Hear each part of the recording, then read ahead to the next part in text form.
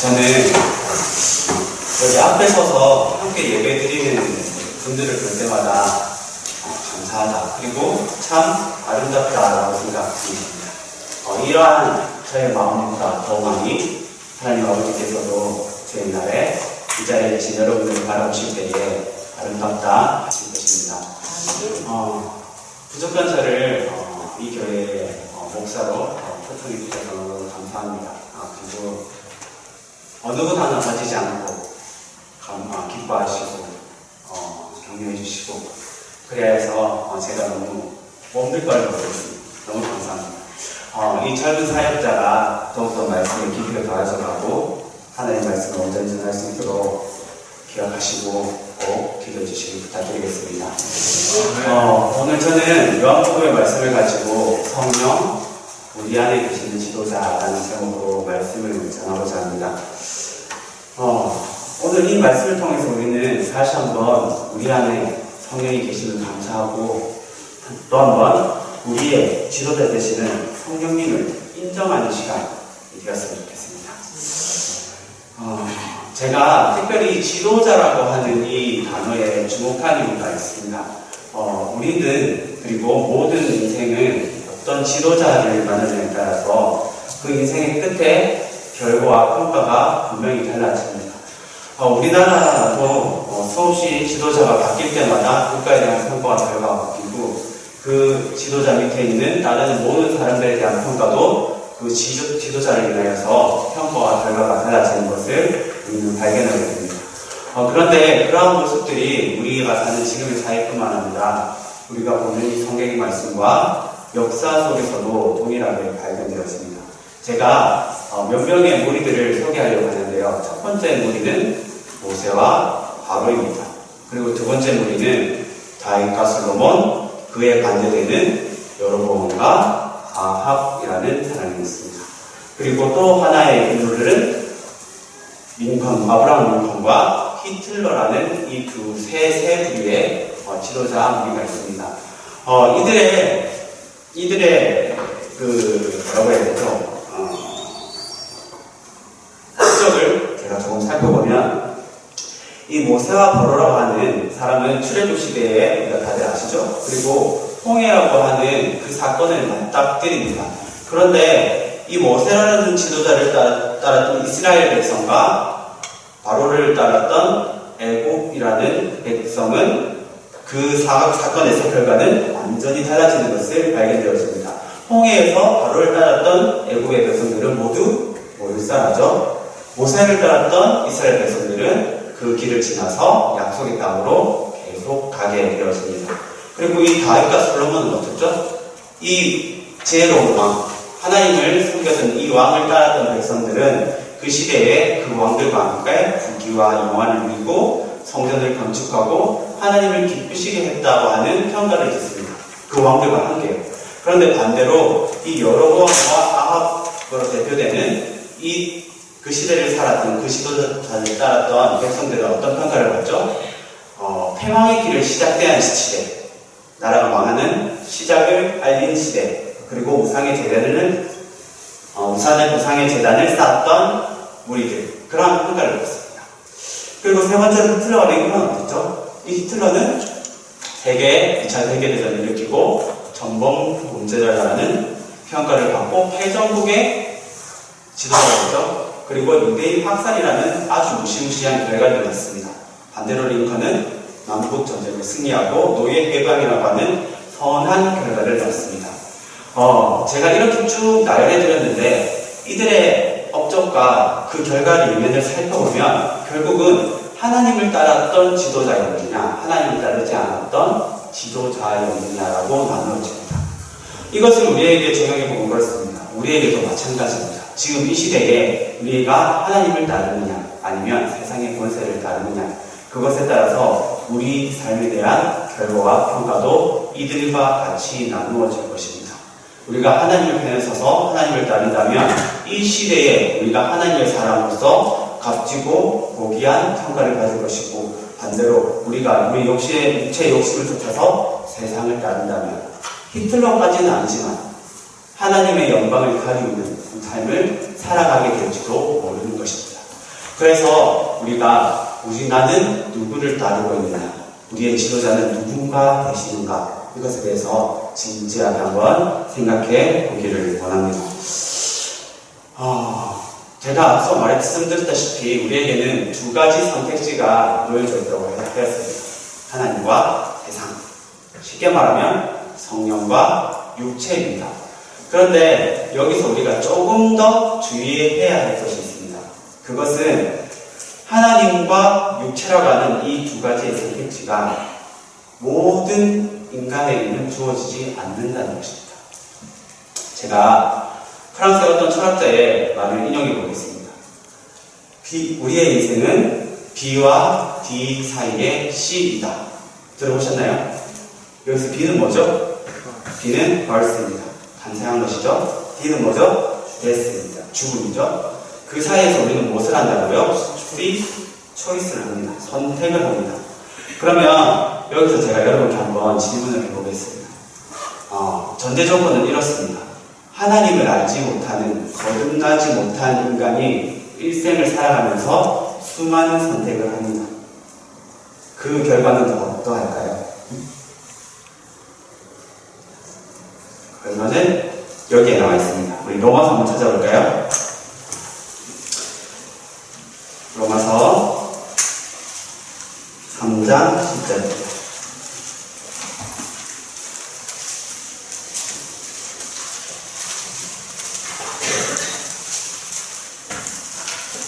로마서 3장 10절, 11절, 12절 한번 우리 함께 읽어보겠습니다.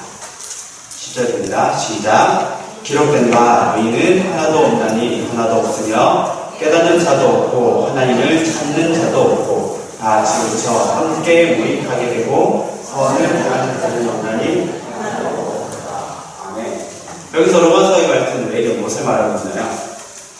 거듭나지 못한 타락한 우리의 인간의 본성으로는 그 어떤 선택으로도 하나님을 찾을 수 없고 하나님이 보시기에 선한 것은 그 무엇도 선택할 수 없다라고 가르쳐주고 있습니다. 그렇다면 이 말씀에 기초하여서 우리가 아까 그 질문을 하면요, 거듭나지 않은 우리 원래의 인간의 형태로는요, 그 어떤 선택을 하든지 간에 모두 악하고 썩어질 것이고 하나님이 보시기에 선한 것은 하나도 있을 수가 없다는 결과가 됩니다. 그래서 우리에게 하나님이 주시는 선물, 구원의 선물로 인한 성령의 거듭남이 주어지지 않는다면요, 우리에게는 이 두 가지의 선택지조차 주어지지 않습니다.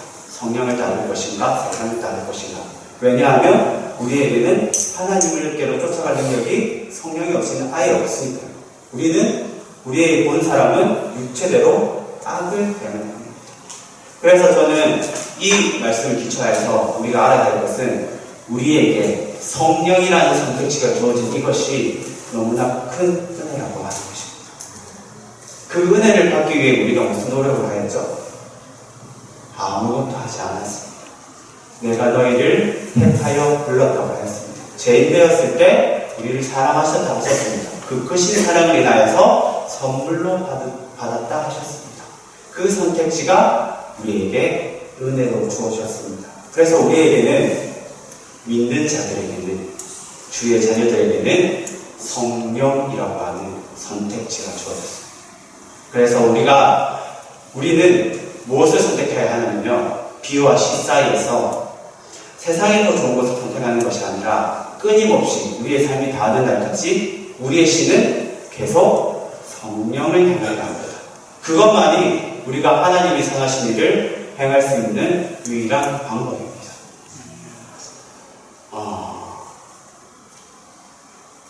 이 몸부림, 그것이 처절하고 끝없고 계속되었으면 좋겠습니다.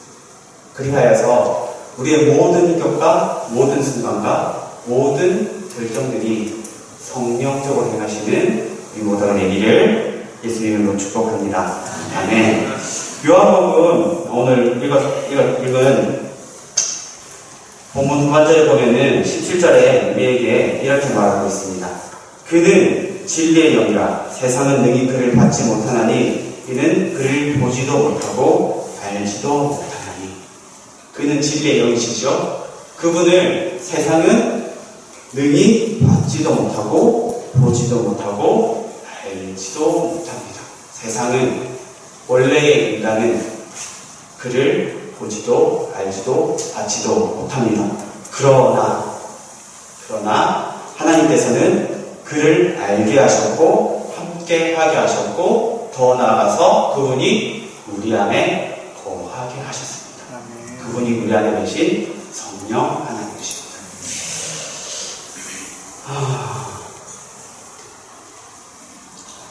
여러분들께서는 다들 이 성령을 따라 행하셨을 때의 그 능력을 체험하셨으리라고 저는 믿습니다.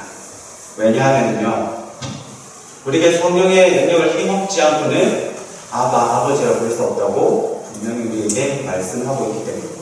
여기 계신 여러분 모두는 아버지라 믿음의 고백을 하셨죠? 그 능력을 맛보신 분들입니다. 그런데 어느 순간 우리가 왜 그 능력을 맛보면서 멀어지게 될까요? 그런 생각 혹시 안 해보셨나요? 지치고 힘들고 하나님과 뜻에서 내가 상관이 없어진 것 같고 그런 것들을 다들 한 번쯤은 경험해 보셨을 겁니다. 그것을 경험한 한 성경의 인물이 있습니다. 그분은 바로 엘리야 선지자인데요. 우리 조금 번거로우시겠지만 성경을 또 한번 찾아볼까요? 열왕기상으로 가겠습니다. 열왕기상 19장.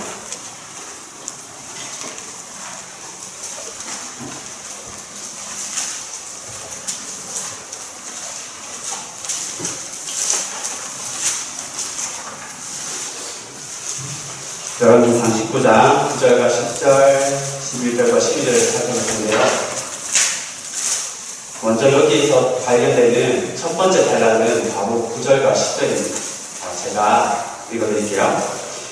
엘리야가 그곳 굴에 들어가서 거기서 머물더니 여호와의 말씀이 그에게 임하여 이르시되 엘리야야 내가 어찌하여 여기 있느냐.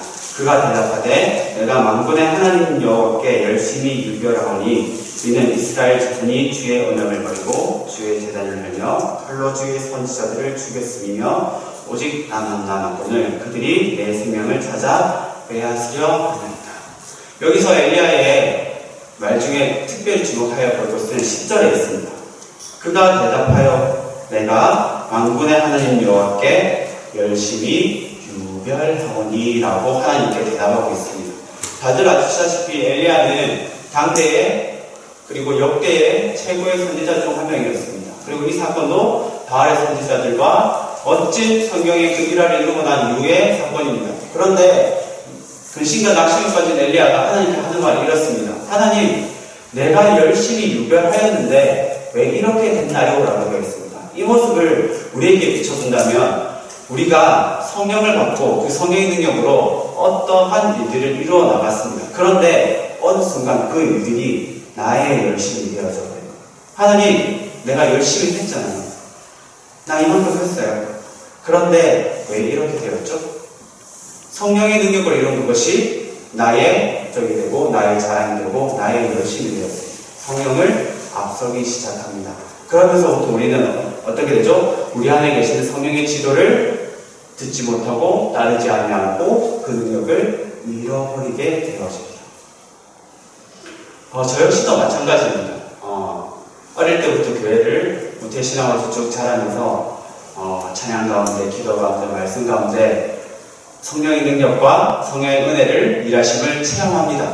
근데 어느덧 저도 그렇습니다. 하나님, 저 그 정도 얼마든지 할 수 있어요. 기도하지 않고 준비하지 않고 하나님의 도우심을 간구하지 않습니다. 그러면 저 또한 엘리야와 똑같은 상황에 빠집니다. 말씀을 전하지만 말씀은 힘이 없고 찬양을 하지만 찬양은 하늘에 닿지 않습니다. 기도는 하지만 그 기도는 꽹과리 소리와 마찬가지가 되어져 버립니다. 우리의 열심이 그렇게 될 수 있다고 하는 것입니다. 우리의 열심은 결국은 성령의 도우심을 구하는 쪽으로 가야 합니다. 성령의 일하심을 앞서서 우리의 열심을 낸다면 그것은 소용이 없습니다. 두 번째 요인을 찾아볼까요? 두 번째 요인은 11절과 12절에 있습니다. 제가 또 읽어드릴게요.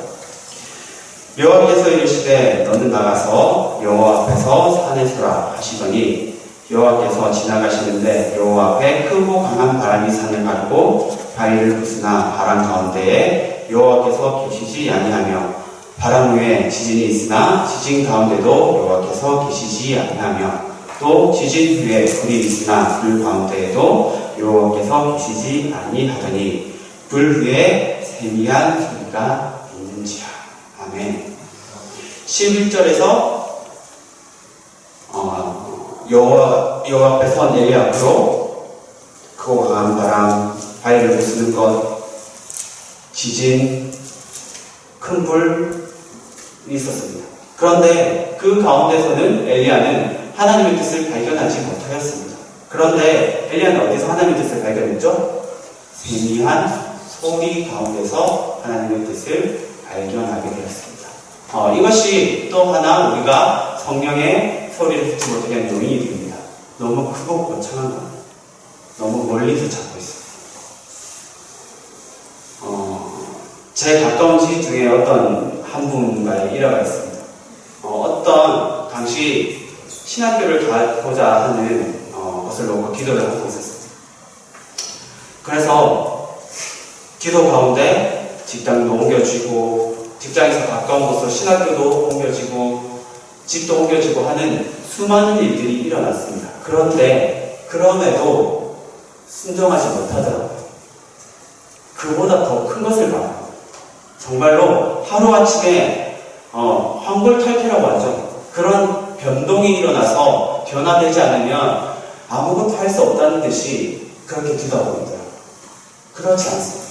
성령은 우리 안에 계시고 가까이 계시기에 나의 사랑하는 아들아, 내 마음은 이러이러하다 하면 들리는 것입니다.